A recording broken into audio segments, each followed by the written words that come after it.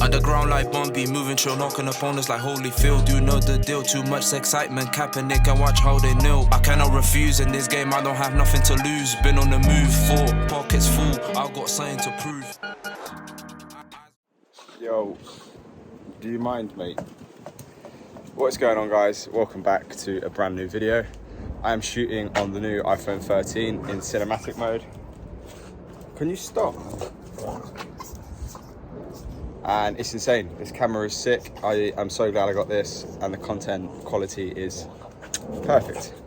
I've just wrapped up a quick 10K. Today's Monday, start the week right. I'm a bit sweaty. I need to get prepped up, and then we'll dive straight into today's video. Let's go. Before I go, I'll just slap up here quickly a reference point of my 10K pace and time.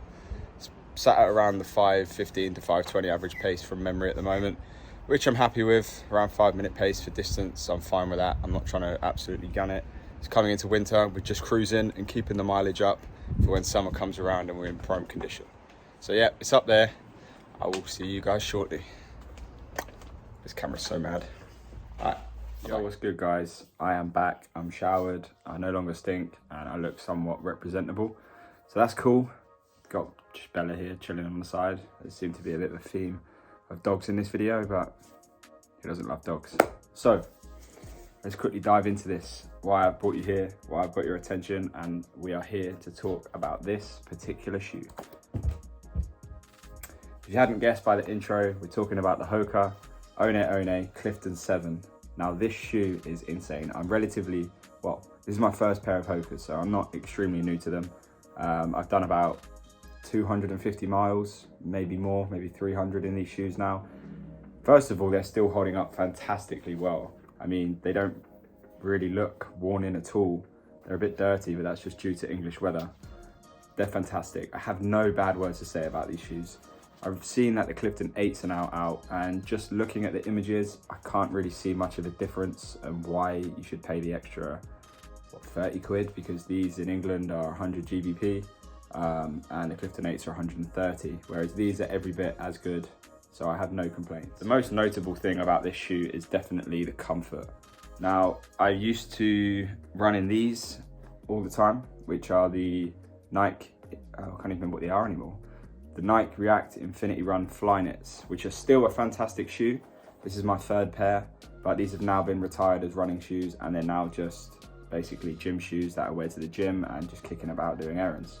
They're still extremely comfortable, but one thing that the Hoka has over the Nike shoe is definitely the sort of cushioning when you're running and the comfort. I used to get severe knee pains in these shoes.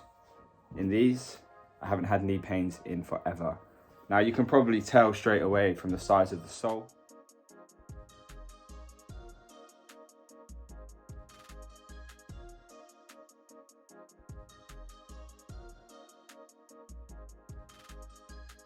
Which is a big indication. Doesn't look that different on camera, but if you see this sole,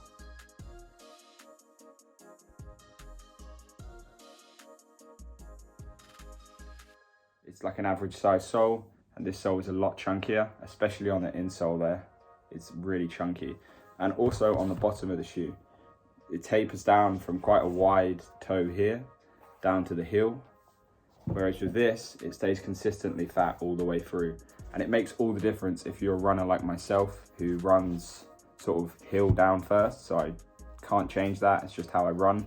But they've got real good cushioning on the back here, which is so comfortable when you're running long distance. Another fantastic thing about these shoes is the waterproof. They are extremely waterproof. It's how waterproof they are. And it's extreme. It's so good. I've been out for runs in the pouring rain in these, and my socks, when I come home, are literally dry. And I don't understand how they do it, because they don't look very waterproof, but they are. They're extremely waterproof, and it's such a good design.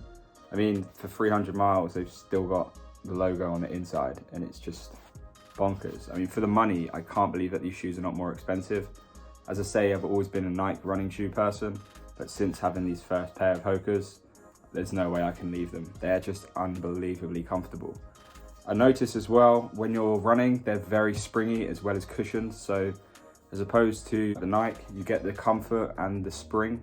I mean, you get the comfort and the spring in these, but you get just good spring in these and not so much comfort, which goes a long way when you're running distance. I've probably done this month just gone, I mean, for a fact, I've done 185 kilometers and these shoes have not missed a beat. I've had no issues with them at all. The overall comfortability is amazing. The laces have never come undone, not once. And I found with the Nike that they came undone quite a lot, or the Nike, they come undone quite a lot, which is a bit of a pain. But with the Hoka, I have no issues with them. When I got these shoes, they took about 5 to 6 runs for them to start loosening up. I didn't really understand what the hype was about when I first got them, but after running some distances, I soon realized once they'd opened up how comfortable these are. They don't look extremely good for running. They look like sort of an average PE teacher shoe, but style isn't really anything to go by because the Nikes, they look really stylish, they look cool, they look like running shoes, whereas these are very subtle and understated. But if you know, you know, because these are unbelievable. So sorry if I make some cock-ups half the time because, yeah, I'm not great in front of camera, but we're doing our best. So I've been kicked from the downstairs, I'm now upstairs, but there's still a few more things that I want to say about this shoe before I wrap up this video. So another thing I want to say about these shoes is how well they perform on concrete and sort of off-road terrain. My runs are sort of 50-50. The long distance ones, I do 50% on road or concrete and the other 50% sort of through forestry and gravel tracks, and they don't miss a beat, whether it's concrete or, as I say, off-road turf. They're just so well performed. It just doesn't make a difference to this shoe. The overall comfort doesn't change. I've run on uncomfortable amounts of rocks and you just don't even realize that you're running on bad terrain. Absolutely perfect, and I have no faults about the off-road and on-road capabilities of this shoe. Something else I quickly brushed over was also how lightweight they are. They look like they should be a heavy shoe. I don't know what's inside this sole, but they do not weigh a thing. They're definitely lighter than this shoe right here, which I keep going back to because these were my runners for a long time. But this is heavier, and this is a Flyknit shoe, which is insane. And dump it on the floor. This is lighter, and it makes all the difference when you're running. You don't feel like you're dragging your feet. They're super lightweight. You just bounce from step to step, and it's unreal. I mean, look at the sole on them.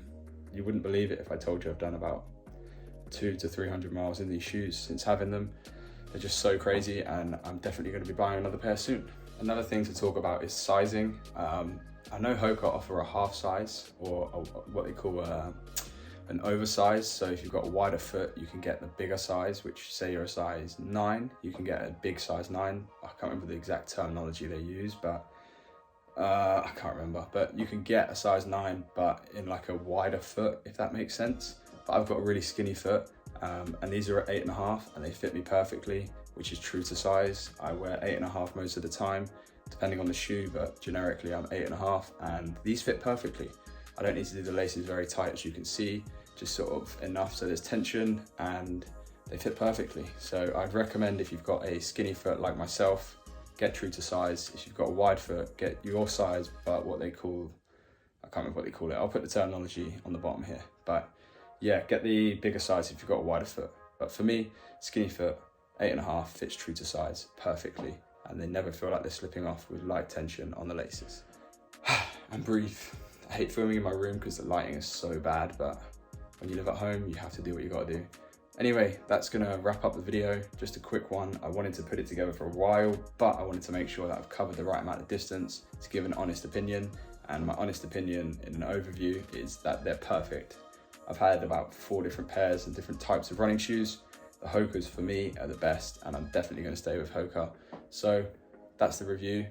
Buy Hokas if you're looking to run, or if you're already a runner, change from whatever you're running in and try Hokas at least once, and I promise you, you will not be disappointed. Until the next one, I'll catch you guys soon. Like and subscribe.